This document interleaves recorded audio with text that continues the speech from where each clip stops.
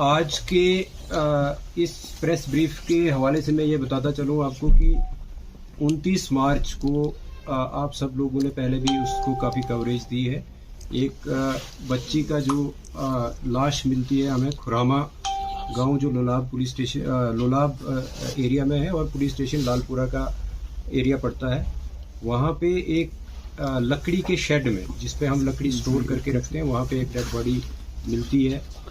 Prima facie लगता है कि बच्ची का जो है वो गला काटा गया है और उससे उसकी डेथ हुई है। बहरहाल रात का वक्त था और उसके दूसरे दिन जब सुबह के टाइम पोस्टमार्टम करवाया गया तो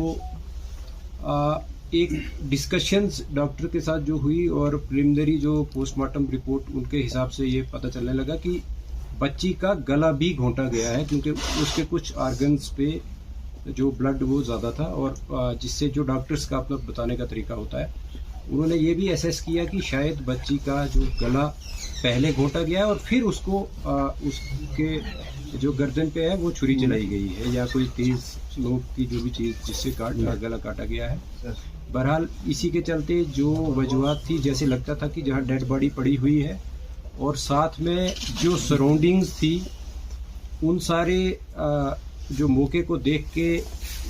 शक जो है वो ज़्यादा आसपास के लोगों पे ही जाने लगा और जो बहरहाल तफ्तीश शुरू की गई उसमें डीएसपी जो लोलाब है सरफराज बशीर, वहाँ के चौकी ऑफिसर अजहर शकील और एसएचओ मलिक नसीर, इसके साथ साथ एडिशनल एसपी और मैं भी स्पॉट पे गए और थोड़ा इंट्रोगेशन में भी ज्वाइनिंग हुई और कुछ सस्पेक्ट जो हमने उस पर ज़ीरोइंग की तो उनमें फैमिली ही सस्पेक्ट आने लगी क्योंकि जब फैमिली को क्रॉस चेक किया गया कि वो किस सीक्वेंस में लड़की जो है वो रूपोश हुई थी और किस सीक्वेंस में मिली तो उसमें ज़ीरोइंग जो हुई वो फैमिली पे ही हुई। बहरहाल जब फैमिली में भी सेपरेट इन्वेस्टिगेशन चलने लगी, इंक्वायरी चलने लगी तो लड़की का बाप जिसका नाम मोहम्मद इकबाल खटाना है वो हमारा प्राइम सस्पेक्ट लेके उसमें तफ्तीश में आने लगा और जब उसको अच्छे तरीके से जब क्रॉस क्वेश्चनिंग और बाकी तफ्तीश के जो जितने भी मवाद हमारे पास थे उनसे जब कन्फ्रंट किया गया तो उसने कन्फेस किया कि इस छोटी बच्ची जो कि मोहम्मद इकबाल की ही बच्ची है उसका जो मर्डर है वो उसने खुद किया है, बाप ने किया है और उसको हमने हिरासत में भी फॉर्मली अरेस्ट किया। और ये कहानी निकल के आई कि चूँकि ये जो इकबाल जो है अपनी बीवी से पिछले 1 साल से इनके बीच जो काफ़ी पर्सनल इश्यूज़ को लेके लड़ाई होती रहती थी, मैं तू भी होता रहता था, इवन फिजिकल असॉल्ट भी होता रहता था। इसी शाम को जब 29 तारीख को जब इकबाल चूँकि पेशे से एक ड्राइवर है, गाड़ी चलाता है सोमो, वो घर लगभग 4:15 बजे के करीब जब घर आया उसके बाद उसने जो शाम के लिए जैसे गांव में होता है कि लकड़ी काटी जाती या दूसरे कोई और डोमेस्टिक काम जो है वो किए और जब 6 बजे के आसपास काम ख़त्म करके फिर अपने घर में पहुंचा तो बीवी के साथ दोबारा से उसके क्योंकि उस सुबह भी उसका झगड़ा हुआ था और शाम को फिर से उसका काफ़ी लड़ाई हुई, आपस में बहस मुआवजा हुआ और इवन की उसकी वाइफ ने इसको स्लैप भी किया। तो इसी बीच में वो जो एंगर जो है उसका वो अनकंट्रोल्ड एंगर जो आया उसने चाहा कि वो अपने आप को मर्डर करता, बट वो एक नाइफ लेके वहाँ से निकलने की उसने ये बहाना किया कि मैं अपने गाड़ी का जो टायर है वो पंचर हुआ है और उसको पंचर को मैं ठीक करवाऊंगा। तो वो वहाँ से अपने घर से निकलता है जिसको जाते वक्त उसके ब्रदर शौकत जिनका नाम है, इसकी वाइफ, उसके चाचा, वो सारे लोग उसको देखते हैं और उसका कजिन जो है वो देखते हैं कि वो घर से निकल रहा है और छोटी बच्ची उसके पीछे चल रही है और वो इतने में बच्ची जो है उससे कुछ पैसे 5 रुपये मांगती है तो वो उसको 10 रुपये देता है, बट वो पीछे नहीं देखता है और बच्ची उसको फॉलो करती है, जिसको काफ़ी और भी हमारे पास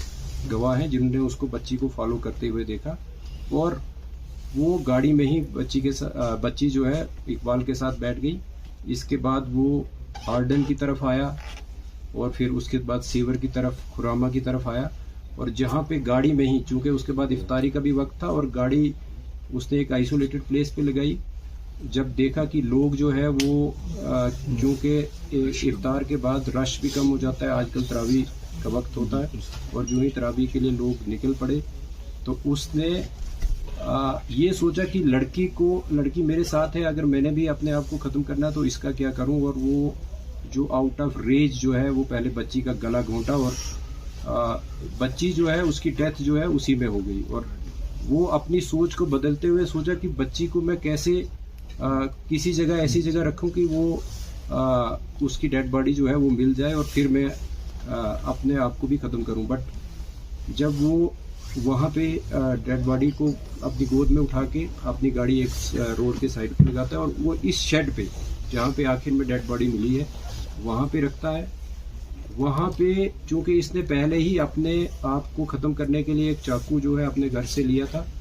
और उससे फिर अपने इस जो जुर्म को वो दूसरा रुख देने के लिए, ताकि इसका शक जो है दूसरे लोगों पे भी जाए, और वहाँ पे शेड में जो है वो अब इस बच्ची की डेड बॉडी को रख के उसके बाद इसका गला काटता है। और जिस मिकदार में अदरवाइज एक जिंदा आदमी का ब्लड निकलना चाहिए उतना नहीं उससे निकलता, वो हमने मौके पे भी देखा है।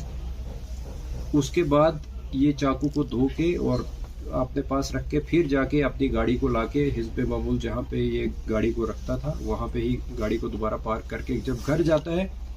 उसके बाद ही घर वाले इसको पूछने शुरू होते हैं कि बच्ची आपके साथ गई थी और बच्ची कहाँ पे है। तो वो ये बहाना बोलता है कि बच्ची मेरे साथ नहीं थी। अलबत्ता चूंकि 3-4 लोग जो मैंने पहले भी जिक्र किया कि जिन्होंने उसके फॉलो करते हुए देखा था बच्ची को,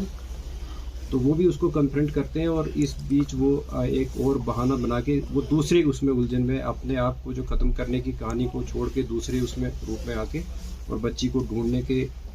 गर्ज से या उसको एक और दूसरी होश वाली जो भी मोड़ देने के गर्ज से वो थाना में पहुंचता है, और वहाँ पे अपनी रिपोर्ट जो है वो दर्ज करवाता है कि मेरी बच्ची गायब है। लेकिन जिस बीच वो रिपोर्ट करने के लिए आ रहा होता है उसी बीच जब उसके घर वाले या दूसरे मोहल्ले वाले बच्ची को ढूंढ रहे होते हैं, मस्जिद से भी अनाउंसमेंट की जाती है, और उसकी वाइफ को ये बच्ची इस शेड में स्पॉट होती है डेड हालात में। तो वहाँ से फिर बच्ची को बरामद करके वो फिर से जो मैंने पहले शुरुआत में की कि बच्ची को किस तरीके से फिर उसका पोस्टमार्टम किया गया और बाकी जो सारी कार्रवाई मुकम्मल की गई। अभी तक की तफ्तीश में सिर्फ मोहम्मद इकबाल ही एक वाहिद सस्पेक्ट जो वाहिद मुलजिम जो है वो सामने उभर के आया, ट्रांसपायर हुआ है इन्वेस्टिगेशन में, और उसी को गिरफ्तार भी किया गया है। जिस चाकू से उसने बच्ची का गला काटा था वो भी उसने फिर किचन में एक और मखसूस जगह पे छुपा के रखा था, वो भी बरामद किया गया है। इसके साथ साथ उसके कपड़े जिन पे जो उसके कफ्स होते हैं कॉलर ये जो बाजू के, उनसे भी ब्लड जो स्टेन्स मिले हैं और उनको भी सीज किया गया है। और जहाँ जहाँ पे वो रुका है और जिस तरीके से हमने टेक्निकल जो एविडेंस को कलेक्ट किया है वो बिल्कुल कॉरोबरेट होता है कि वो कहाँ कहाँ गया था और किस किस कौन कौन सा उसका मूवमेंट पैटर्न रहा है, वो भी सारा इस्टेब्लिश हुआ है। बहरहाल जो तफ्तीश अभी तक हुई थी, और मुझे लगता है कि यहाँ तक ही हमारी तफ्तीश जो है, अब इसको सिर्फ जो बाकी लीगल प्रोसीजर्स हैं वो हमने पूरे करने हैं।